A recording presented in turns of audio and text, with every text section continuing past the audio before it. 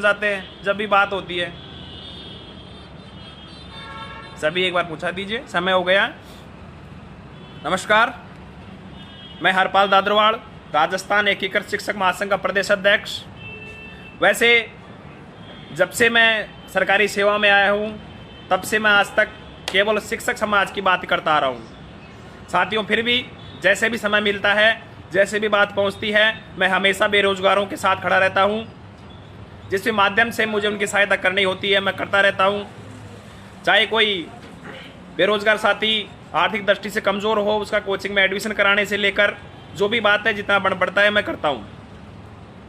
साथियों, काफ़ी समय से मैं देख रहा था कि राजस्थान में उपचुनावों को लेकर बेरोजगारों ने ठोकी ताल।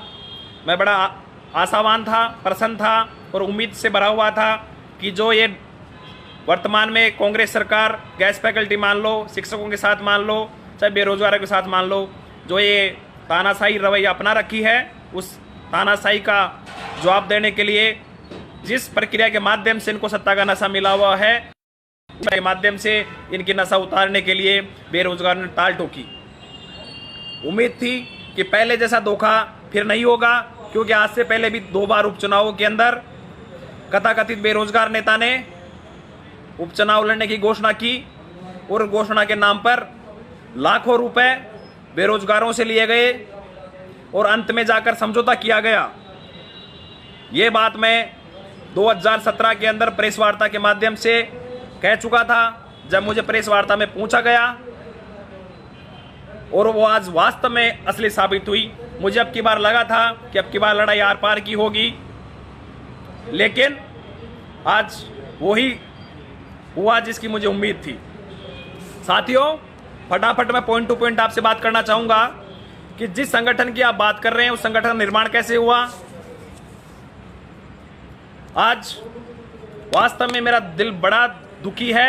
आज बेरोजगारों को बेच दिया गया है। पिछले 2 माह में 2 बार बेरोजगार बेचे गए हैं, एक बार बजट के पहली रात को और एक बार आज। साथियों, 5 साल पहले ले जाऊंगा। 2015 के अंदर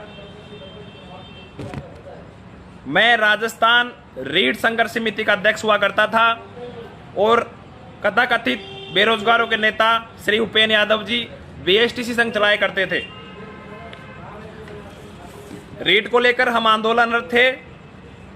18 जून 2015 को गार्डन में हजारों की संख्या में बेरोजगार साथी एकत्रित हुए और वहीं उपेंद्र जी भी पहुंच गए और वहां मेरी उनसे मुलाकात हुई। उसके बाद में आंदोलन करते रहे और हमने मिलकर एक निर्णय किया कि हमें छोटे छोटे इन संगठनों को एकीकृत करना चाहिए और हमने राजस्थान बेरोजगार एकीकृत शिक्षक महासंघ, राजस्थान बेरोजगार एकीकृत महासंघ के नाम से एक संगठन बनाया, जिसका अध्यक्ष श्रीमान उपेंद्र यादव को बनाया गया। उपाध्यक्ष मैं था और भी सदस्य थे जो अधिकांश या तो नौकरी लग चुके या उनकी दोहरी नीति से अलग हो चुके हैं। ये बीएसटी संघ चलाते थे, मैं रीड था, मिलकर बनाया। इस प्रकार से इस संगठन का उदय हुआ। दूसरी बात, उपेंद्र यादव जी का मैं परिचय देना चाहूँगा। उपेंद्र जी मेरे ही क्षेत्र से खोजवाड़ा गांव है, वहाँ के निवासी हैं और उपेंद्र जी यदि सुन रहे हैं तो मैं देखना चाहूँगा कि आप अपना कक्षा 10 का सर्टिफिकेट दिखा दीजिए यदि असली में आप बेरोजगार हितैषी हैं, जिस आदमी की खुद की कोई पहचान नहीं है। आपका वास्तविक नाम धोलाराम यादव है।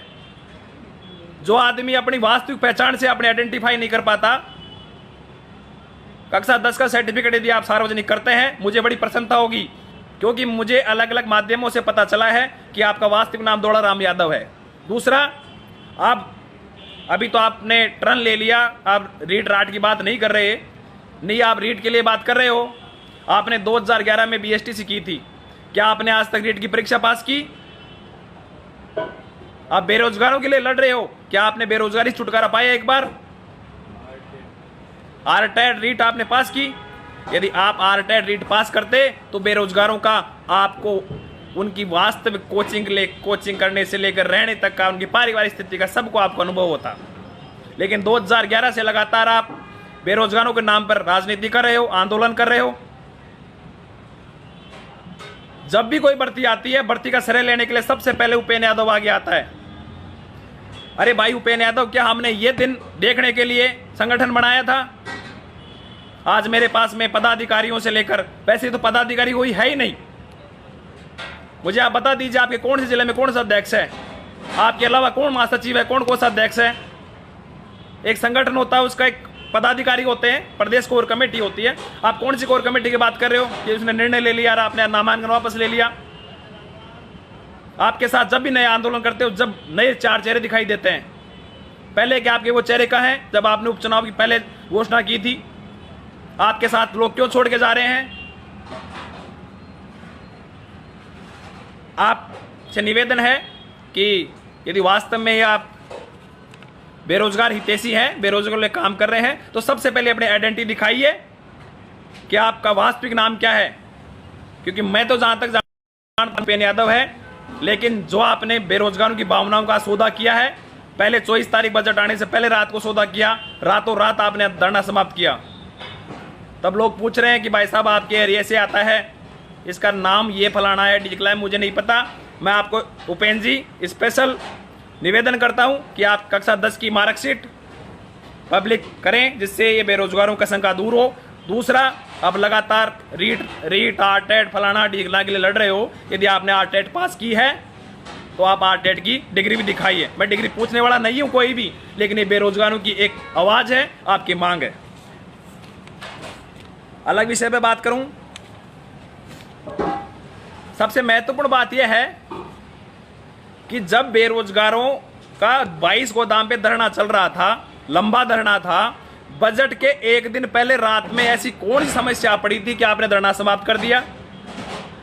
आपने लाइव के माध्यम से बताया कि धरना समाप्त इसलिए किया क्योंकि आपकी सरकार से वार्ता हो गई थी, समझौता हो गया था। अरे तो नेताजी, मुझे ये बता दीजिए कि यदि आपकी बजट के एक दिन पहले राजेंद्र यादव जी मंत्री महोदय के साथ में समझौता हो गया, आपने तीसरे दिन उपचुनाव लड़ने की घोषणा कर दी, या तो वो समझौता नहीं हुआ था उस दिन? यदि समझौता नहीं हुआ तो आपने धरना समाप्त क्यों किया? उन हजारों भावनाओं के साथ ने आपने उस समय खिलवाड़ किया, व्यक्तिगत स्वार्थों के कारण आपने धरना समाप्त किया। मैं बिल्कुल साफ साफ बोल रहा हूं। आपने नर्सिंग कर्मी, कंप्यूटर कर्मी सबको बैठा रखा, विद्यार्थी मित्रों ने कौन सा समझौता किया? जब कमेटी बन गई थी, शिक्षा सीएम साहब ने कमेटी की बात कह दी थी, कमेटी बन गई, समझौते की बात हो गई थी, तो आपने धरना समाप्त कर दिया। बात समझ में आती है। लेकिन कुछ दिन बाद में आप उपचुनावों को लेकर ढिंढोरा पीटने के लिए पहुंच जाते हैं। हमें लगा कि आपसे जो समझौता किया उस पर सरकार अमल नहीं कर रही। तो ये बताओ, जब या तो उस समय आपने झूठ बोला था कि समझौता हुआ, या आप आज झूठ बोल रहे हो कि फिर समझौता हुआ?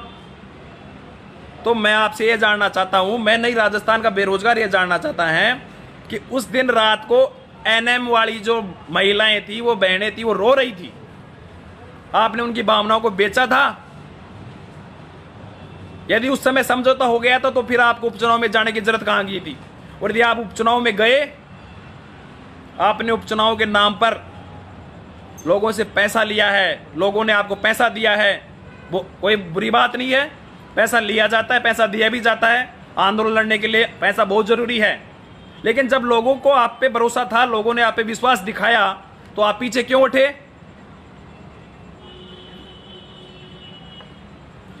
एनएम वाली मैडम में बोल रही थी कि धरना समाप्त नहीं करेंगे, कौन सी मजबूरी आ गई थी, आपने धरना समाप्त कर दिया उस दिन? दो बातें निकल के आ रही हैं, या तो उस दिन आपने झूठ बोला कि समझौता हो गया, और यदि समझौता हो गया तो अब उपचुनाव में क्यों गए?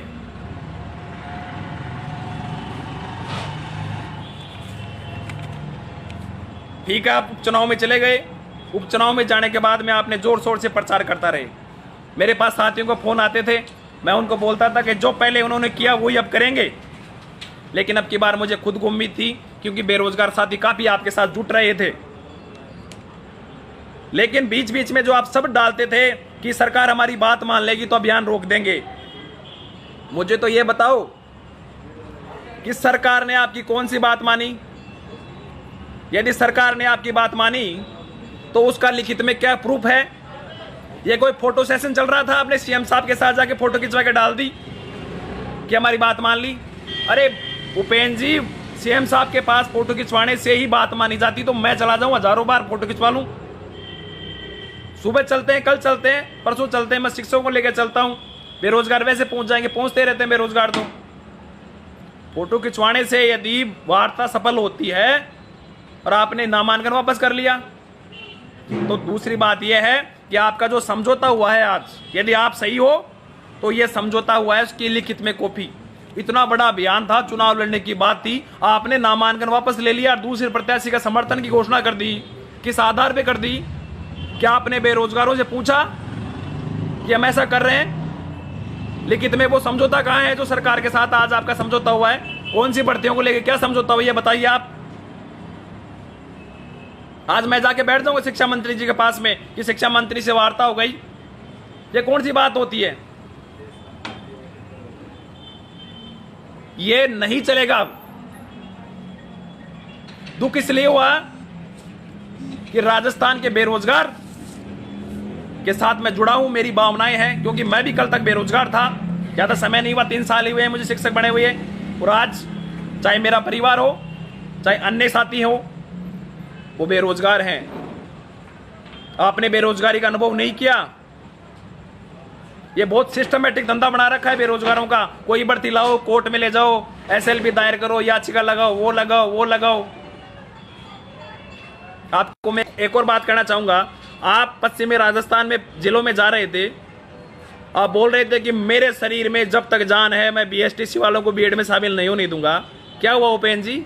शामिल हो गए ना? उस बात पे पैसा उगाया गया है। जब आपको पता था एनसीटी के नियम है, कोर्ट का आदेश है, आपने लोगों को मूर्ख बनाया, भ्रमित किया लोगों को कि बीएसटीसी वाले बीएड वाले शामिल नहीं होंगे। जब कोर्ट का आदेश आ गया, आपने कहा मैं क्या कर सकता हूं, कोर्ट का मामला है। फिर क्यों आया? फर्स्ट ग्रेड, सेकंड ग्रेड के आंदोलन में तो आपको कभी हमने स्वीकार होने नहीं दिया। बीएसटीसी बीएड वाला लफड़ा चला रखा था, आपने विवाद चला रखा है। 2012 से लेकर बीएसटीसी बीएड का विवाद चला रखा है। अब की बार आप बीएसटीसी में बीएड वालों को शामिल न होने की जो आपने कसम खाई थी, वो कसम भी आपकी टूट गई है। और मैं दावे से कह सकता हूं बीएड वाले बीएसटीसी में शामिल हुए हैं और ये उनका अधिकार था। अब ये जो आंदोलन मेरे जो समझ में आ रहा है, पूरा का पूरा आंदोलन बीएसटीसी बीएड में आपकी असफलता को दिखाता है। खैर, बीएसटीसी बीएड में सरकार का आदेश से बीएड वाले शामिल हो गए। एक और बात, जैसे कोई भर्ती पूरी होने लग जाती है या कोई भर्ती की बात आती है, आप सामने आके बोलते हैं मैंने ये कर दिया, मैं ये कर दिया। अरे मुझे बताओ, फिर सरकार को ये विभागों को बंद कर देना चाहिए सारे के सारों को ही। आप कोई सर्वपूर्ण संपूर्ण एक नेता बना दे, आपके बेरोजगार बोर्ड गठन करवा देते हैं सारे मिलके। आपको शर्म आनी चीज वाली बात है कि जब भी कोई भर्ती आती है सामने आ जाते हो, लाइव आ जाते हो, मैंने ये भर्ती करा दी, ये करा दी, ये करा दी। फिर ये मंत्री क्यों बैठे हैं, प्रशासन अधिकारी क्यों बैठे हैं? श्रेय लेने के लिए 2 मिनट में आ जाओगे आप। मुझे तो आप ये बता दो कि कौन सी भर्ती प्रक्रिया आपने पूरी करवाई। बिना कोर्ट के माध्यम से कोई भर्ती पूरी हो तो मुझे बता दो।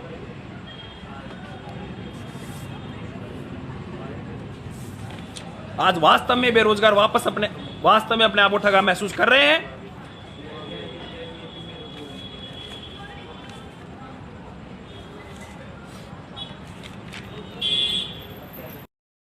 राजस्थान बेरोजगार एक संघ की बात है। मैं जो भी फेसबुक माध्यम से जुड़े हुए लोग हैं उनसे कहना चाहूंगा कि आप उपेंद्र यादव को फोन करके पूछें कि बेरोजगार महासंघ में उनके अलावा कोई पदाधिकारी है तो कौन पदाधिकारी है?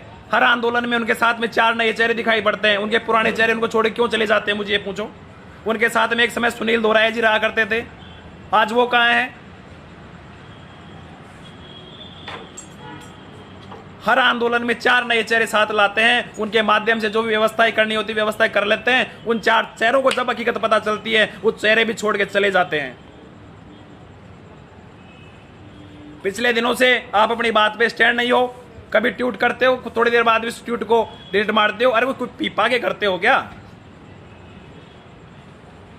आपको सतुना नहीं क्या ट्वीट कर रहे हो, क्या नहीं कर रहे हो ट्वीट। मैं तो उस दिन देख रहा था वो भर्ती कॉलेज लेक्चरर की भर्ती का मामला था, आपने ट्वीट किया कॉलेज लेक्चरर की भर्ती बढ़ेगी नहीं बढ़ेगी पता नहीं, थोड़ी देर बाद में आपने उसको ट्वीट डिलीट मार दिया।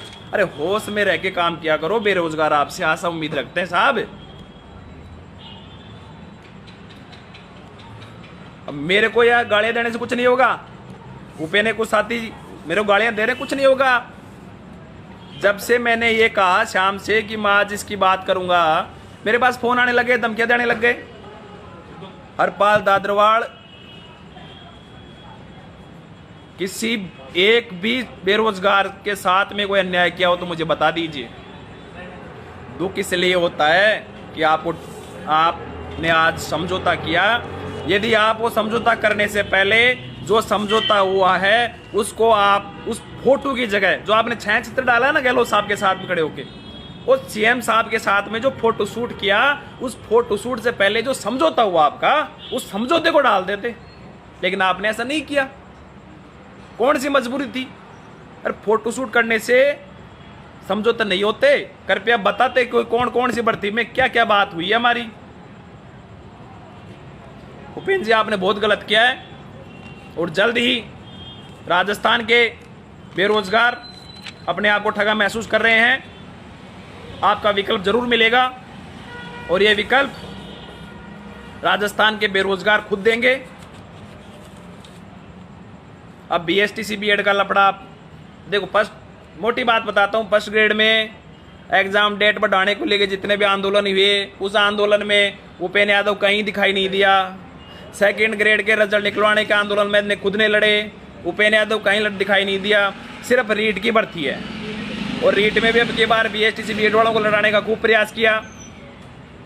रीट की भर्ती के डरे हुए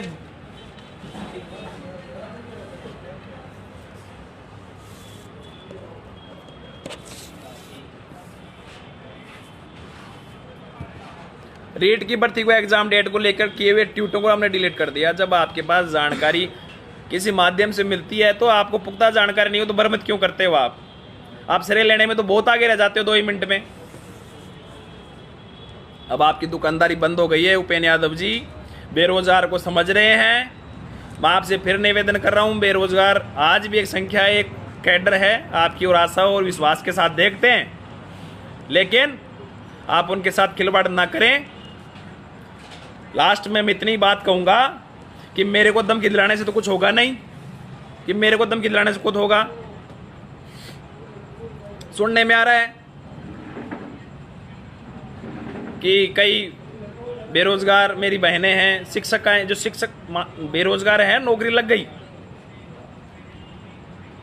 उनको भी झूठ बोला गया है। पता नहीं आपने बोला, आपके माध्यम से किसने बोला कि उपेंद्र जी तो अनमेरिड हैं, उपेंद्र जी ये है फलाना, क्या डेकोरम से रहते हो, कोई शादीशुदा। अरे आपकी शादी हो चुकी है, आप बहुत पहले आपकी शादी हो चुकी है, आपके बाल बच्चे भी हैं शायद।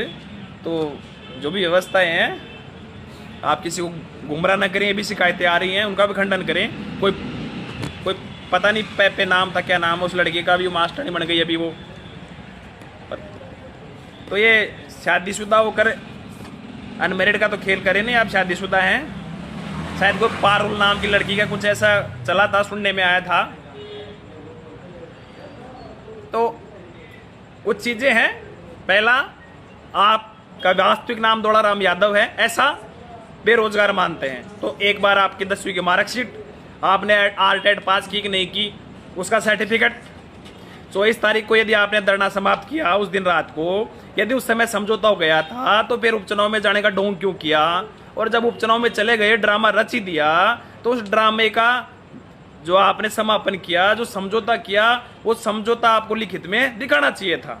कौन सी कोर कमेटी थी इसने सोच समझ के डिसीजन ले लिया?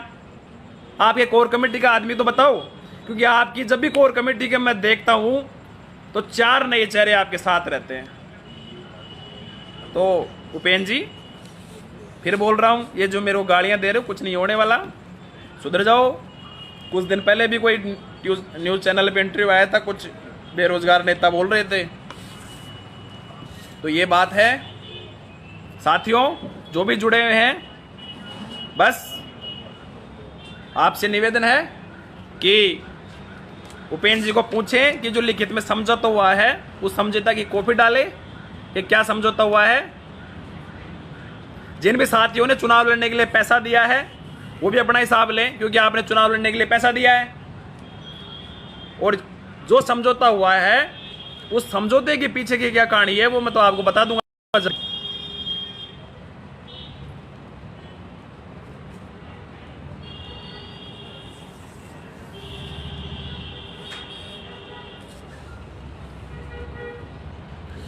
तो बेरोजगार साथियों, उम्मीद आशा है कि जल्द आपको रोजगार मिलेगा।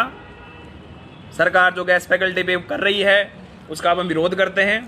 आपसे हाथ जोड़कर विनम्र निवेदन है कि कथाकथित बेरोजगार नेताओं का हकीकत पहचाने। मैं गलत बोल रहा हूं, यदि मैं गलत हूं तो आप उपेंद्र जी को फोन करें, उनसे मैंने जो बात कही 5 बातें पूछ लें। यदि वो उनका जवाब दे दे तो मैं गलत हूं और वो सही है। असली नाम, सर्टिफिकेट, जब धरना समाप्त किया वो समझौता या सही था। यदि समझौता सही था तो ड्रामा क्यों रचा? यदि ड्रामा रच दिया तो आज बिना लिखित में मांगे माने आपने ना मानकर वापस क्यों ले लिया? कौन सी बात थी? कौन सी भर्तियों पे बात की सरकार ने? तो आपको फोटोशूट से पहले ये करना चाहिए था। धन्यवाद। लास्ट में उपेंद्र यादव जी, फिर मैं निवेदन कर रहा हूं बेरोजगार साथियों, मैं इसके खिलाफ वास्तव में जो बोला है मेरे हिसाब से जो बात सही थी, आप चाहोगे तो मैं एक एक चीज़ की डिटेल दे दूंगा। कितना टेट में, कितना रीट में, कितना क्या जो भी मिला है, सब कुछ व्यवस्थाएं हैं, सब कुछ है लोगों के पास में, की चीज़ें सार्वजनिक नहीं की जाती। तो आप एक बार उनको पूछ लेना कि हरपाल दादरवाड़ लाइव आया था आज, और हरपाल दादरवाड़ लाइव आके कुछ प्रश्न है, उन प्रश्नों को पूछ लेना। यदि वो उनका सकारात्मक उत्तर दे पाए तो मैं गलत था ऐसा मानना, यदि वो सकारात्मक उत्तर नहीं दे पाए तो मानना कि वास्तव में वो गलत था और हमें गुमराह होना नहीं होना। अब गुमराह, अपने अधिकारों की लड़ना सीखो। जो भी मैंने बोला है उसके सबूत मेरे पास हैं, और यदि मैं गलत हूं तो उससे सबूत लेके मुझे बता दीजिएगा। बहुत बहुत धन्यवाद। सभी जुड़े, जितना हो सके इस लाइव को पहुंचाएं कि उपेंद्र जी पहुंचे और उपेंद्र जी अपने पक्ष में सबूत रखें। और ये सबूत उपेंद्र यादव जी मैं नहीं मांग रहा, राजस्थान का बेरोजगार जो अपने आप को ठगा महसूस कर रहा है वो मांग रहा है कि लिखित समझौता कहां है। आपको फोटोशूट की जगह लिखित समझौता पहले दिखाना चाहिए था, और यदि आप लिखित समझौता दिखाते जब बेरोजगार से एक वो ओपिनियन पोल करवाते कि हमें चुनाव लड़ना चाहिए कि नहीं लड़ना चाहिए। अब बेरोजगार एकीकृत महासंघ के अध्यक्ष हो, आपने बिना बेरोजगारों की राय लिए नामांकन वापस और प्रत्याशी को समर्थन की बात की। एक तरफ तो आप राजस्थान एकीकृत बेरोजगार के अध्यक्ष हो और आप एक तरफ उनकी बात नहीं कर रहे। कौन सी कोर कमेटी का निर्णय ले लिया? मैं मांग करता हूं राजस्थान के बेरोजगारों की तरफ से कि तत्काल रूप से आप राजस्थान एकीकृत महासंघ को छोड़ दीजिए, बेरोजगार महासंघ को छोड़ दीजिए। काफी युवा बेरोजगार का नेतृत्व करने के लिए तैयार हैं। यह दलाली नहीं चलेगी। और जैसा आज सुबह जब से ये हुआ है, जब से काफी माध्यम से फोन आ रहे हैं कि राजस्थान में बेरोजगारों के अब उपेंद्र से एक दड़ा अलग हो के नया संगठन बना रहा है, वो कर रहा है, उनको भी मेरी शुभकामनाएं। उनसे भी हाथ जोड़ के निवेदन है कि बेरोजगारों को उनकी भावनाओं से मत खेलना। बड़ा दुख होता है उनके बेरोजगारों के माता पिता कैसे उनको पढ़ा रहे हैं। कोरोना काल के अंदर कैसी विकट परिस्थितियां हैं आर्थिक रूप से, जब कोई भर्ती आती है तो माँ बाप के आंखों के अंदर एक आशा उम्मीद हो जाती है, लेकिन ये बेरोजगार नेता उस भर्तियों को कोर्ट में ले जाकर उस भर्तियों को अटकाते हैं। पैसा एक धंधा बना रखा है। बहुत से लड़कों का फोन आता है, कई तो रोते हैं, साहब हमारी भर्ती ऐसी थी ऐसी हो जाएगी। भ्रमित कर रहे हो। जो भी नया संगठन, जो बेरोजगार एकीकृत महासंघ से कुछ लोग टूट रहे हैं, उनका फोन आ रहा है कि नया संगठन बनाएंगे और जल्दी वो प्रेस कॉन्फ्रेंस करके जो उपेंद्र यादव के साथ में है वो शायद दूसरा संगठन बना रहे हैं। उनको शुभकामनाएं हैं। क्या है, उनसे गुजारिश है कि बेरोजगार वैसे भी टूटे हुए हैं, उनसे कम से कम पैसा तो मत लेना। और धन्यवाद सभी साथी। और जल्द ही राजस्थान बेरोजगार एकीकृत महासंघ के राजस्थान भर के शायद पदाधिकारी तो है ही नहीं, जो सदस्य हैं जो जुड़े हुए हैं वो एक नया संगठन बना रहे हैं। अभी जस्ट मेरे पास में नीचे सूचनाएं आ रही हैं, उनको शुभकामनाएं। और वो जल्द प्रेस कॉन्फ्रेंस करके आप उपेंद्र जी को फ़ोन करके ये 5 प्रश्न पूछ लेना। यदि वो जवाब दे देते हैं तो हम भी उनको बता देंगे, अन्यथा नए संगठन बनेगा। और मैं उपेंद्र यादव से राजस्थान के बेरोजगारों की ओर से अपील करता हूं कि तत्काल प्रभाव से जो आपने भावनाओं से खिलवाड़ किया है उसको ध्यान में रखते हुए अपना त्यागपत्र देके नैतिकता का परिचय दे। और जो पैसे ले लिए, जो पैसे दे दिए, वो पैसों के हिसाब कर लेना कि हमने चुनाव लड़ने के लिए पैसे दिए थे, अब पैसे भी वापस कर लीजिए। बहुत बहुत धन्यवाद। कोरोना काल है, दूसरी लहर आ रही है, आराम से शांत रहिए। और आप साथियों देखो, बात यह है कि गुमराह होने की जरूरत नहीं है। आप खुद सोचो कि यदि ये गहलोत साहब के साथ फोटोशूट हुआ है, उससे पहले यदि ये अपने पास आ जाता तो अपने विरोधी नहीं होता। ठीक है, आप उनसे पूछना। बहुत बहुत धन्यवाद। दौड़ाराम यादव जी उर्फ उपेन यादव या उपेन यादव उर्फ दौड़ाराम यादव जी, जो भी हैं, आपसे मैं बेरोजगारी के माध्यम से फिर कह रहा हूँ कि ये 5 प्रश्नों के जवाब दे दीजिए।